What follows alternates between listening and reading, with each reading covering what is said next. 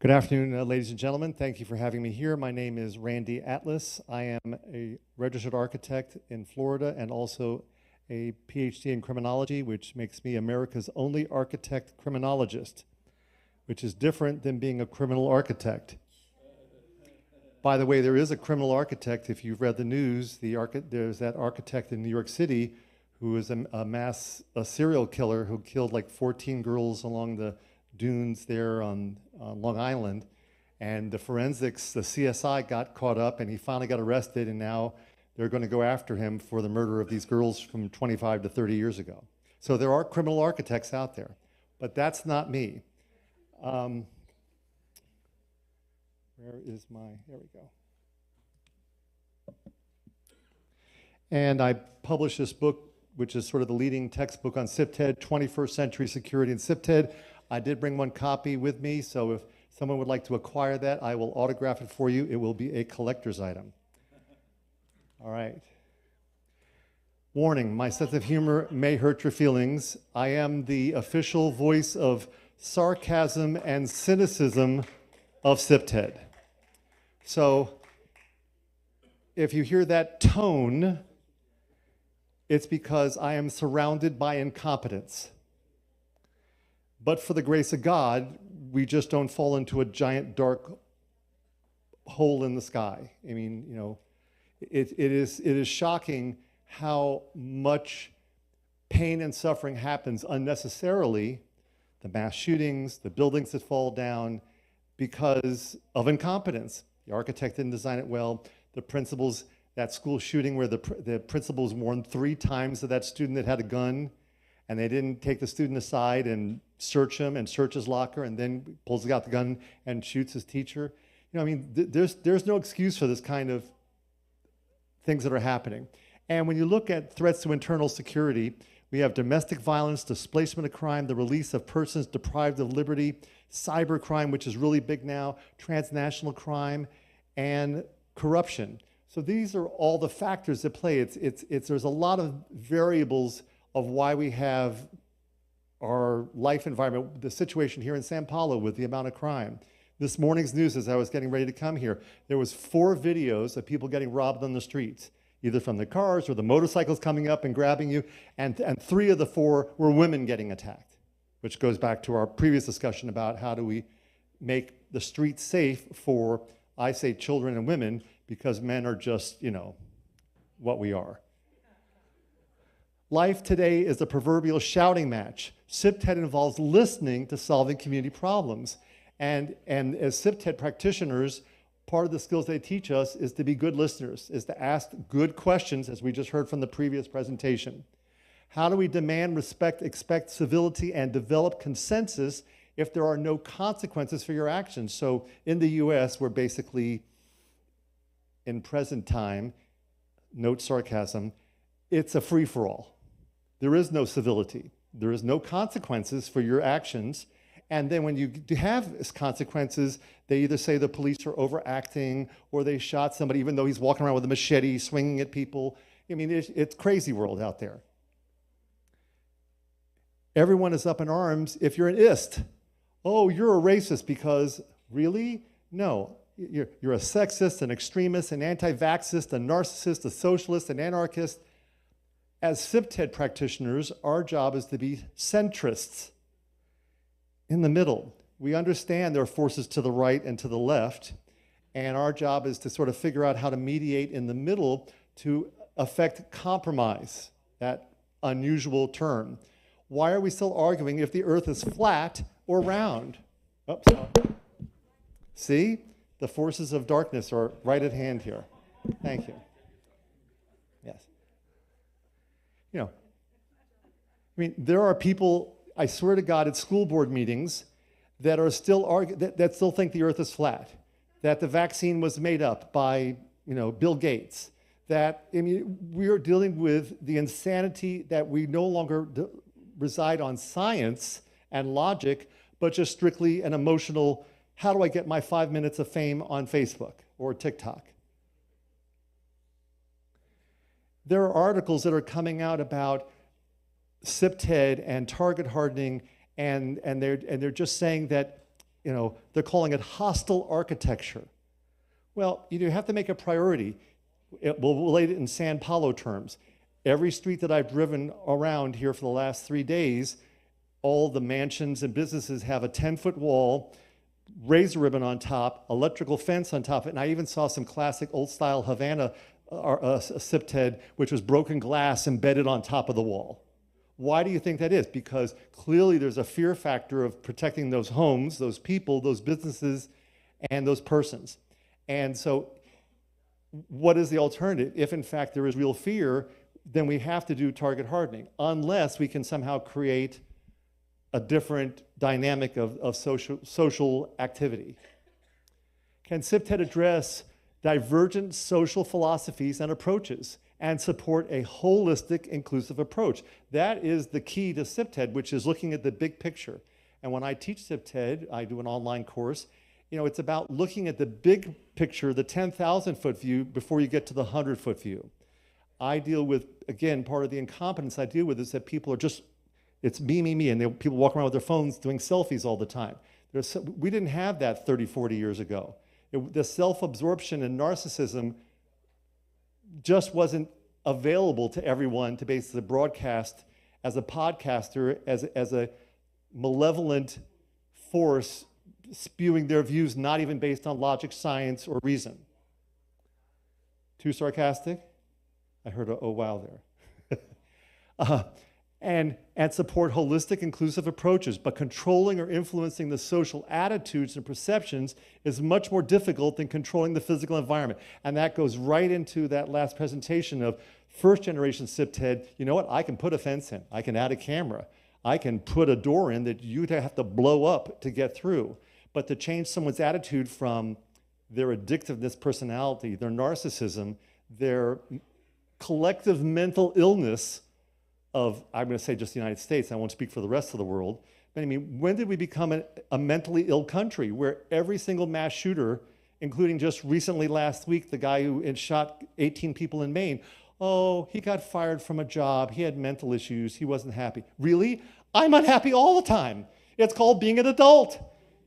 The last time I was happy when I was 11 years old. Call me effing crazy, but it's being an adult. It's being perpetually unhappy. It's called paying a mortgage, putting gas in your car, dealing with being sick from the airplane. Life isn't about being happy. How do you regulate bias, perception, and people's behaviors, actions, and attitudes? SIPTED can address behavioral issues, but not really mental health limitations. Now, Jerry was talking about how do we go about approaching that, but I mean, in the schools, that's especially important about doing the assessments. Is Johnny going to be a doctor or a mass serial killer? We don't know. We just don't know. And we don't have the science to figure it out. By the way, this presentation... The needs of the many outweigh the needs of the few.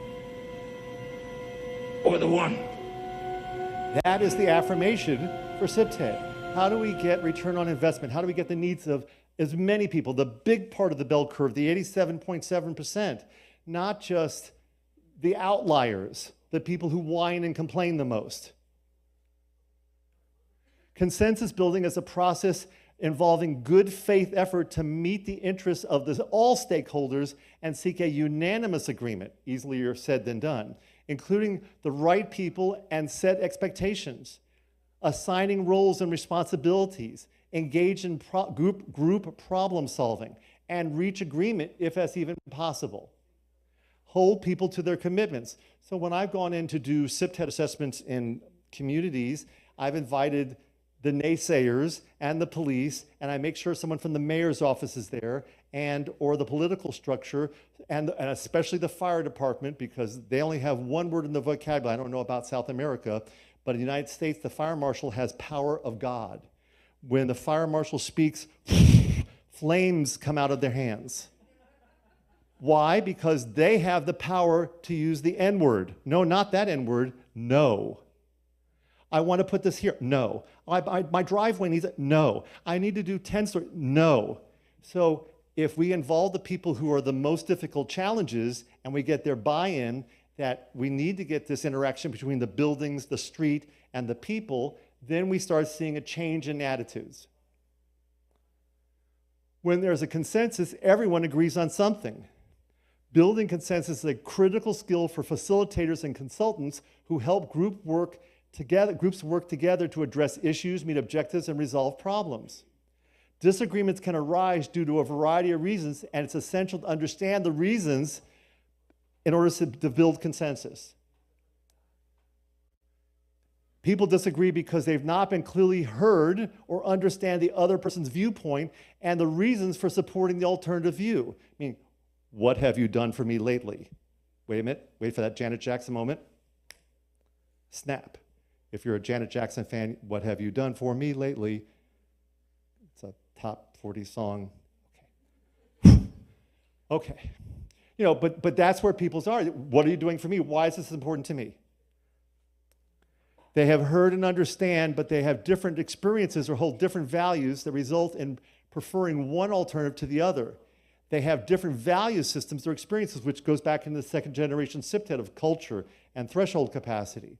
The disagreements is based on personality, past history with one another, and other factors that have nothing to do with their alternative views. It's the Hatfields versus McCoys. I own this real estate. I'm a landowner. You're just a renter. I'm an owner. Different perspectives gives that sense of power that you might have to exercise what kind of things you can provide.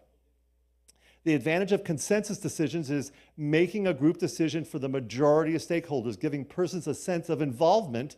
This is my neighborhood. This is my football team. This is my soccer team. This is the restaurant where I go to. This is where I get my haircut. This is my doctor's office. This is my gas station.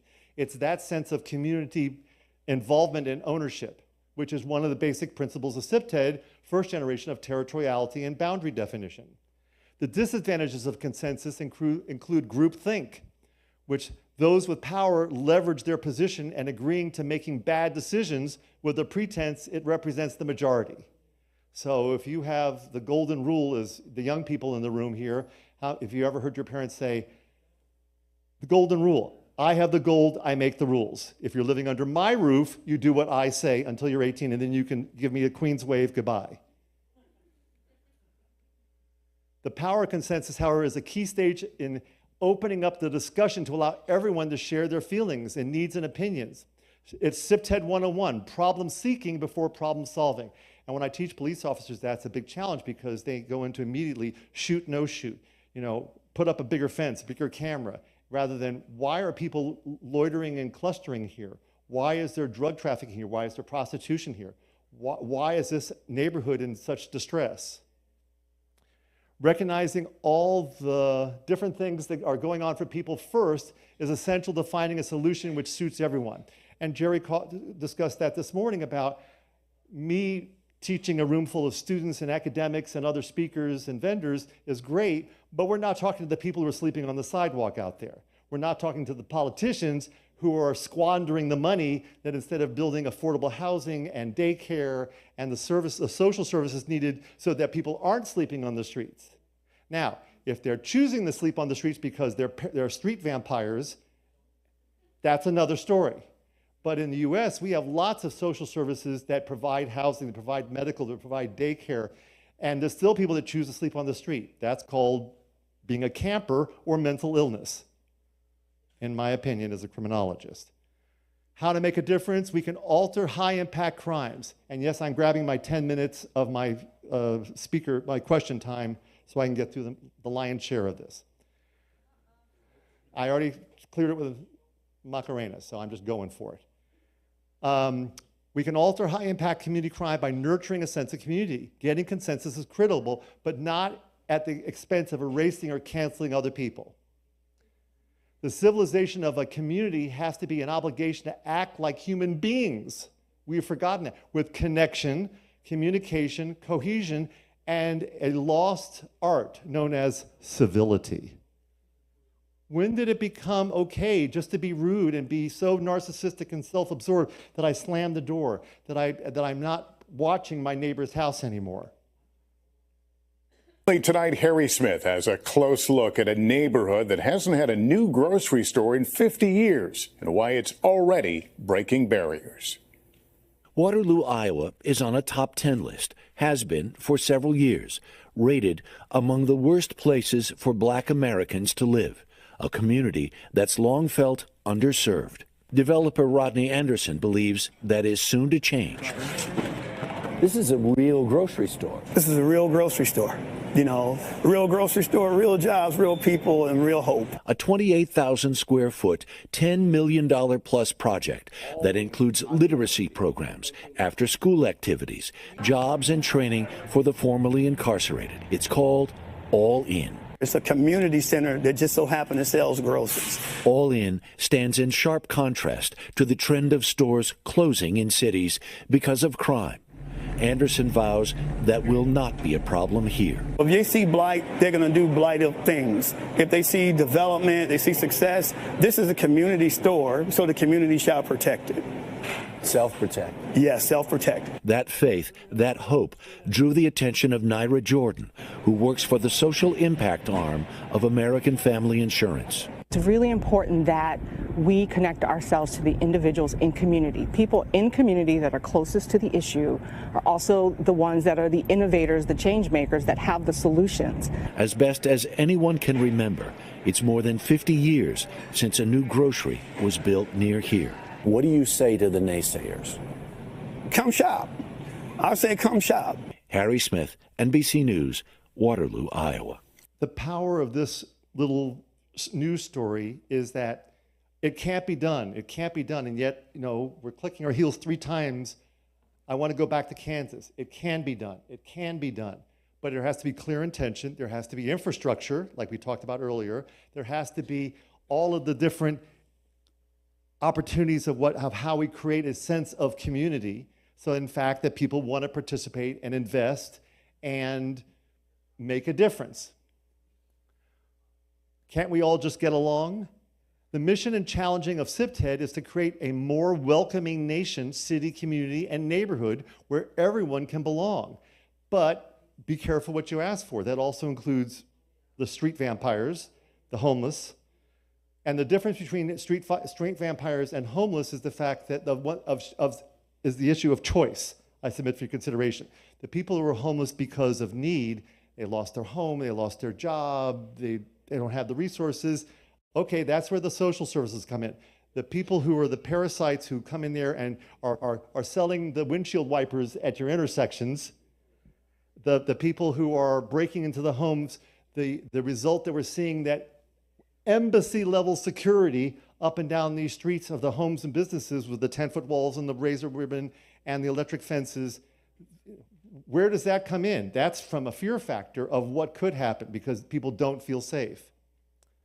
More than ever, finding points of connection, which again, goes back to second-generation SIPTED, and shared experiences are the key to creating strong, supportive communities where we all can play a part in making sure everyone feels like they belong, with the exception of the criminal element.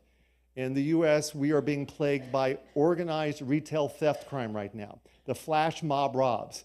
Now, I'm a social dancer, ballroom dancer, and we have done flash dances, you know, where people come to the mall and dance, and that's great. When 30, 40 people come swarm a store and clean it out, that's a flash mob rob. Well, Target just closed 9 stores because they said we can't afford the cost of doing business anymore. The stores, the big box stores are afraid to make that investment because there's no consequences. People are not getting arrested. The stores are Walmart's telling their employees, the security guard, don't arrest, don't stop. It's not worth the hassle of a false arrest and going to court. So I'll sort of wrap it up by just saying that consensus is possible, but it's very challenging. It requires a special skill set. It's one of the things that makes SIPTED practitioners different than a security consultant.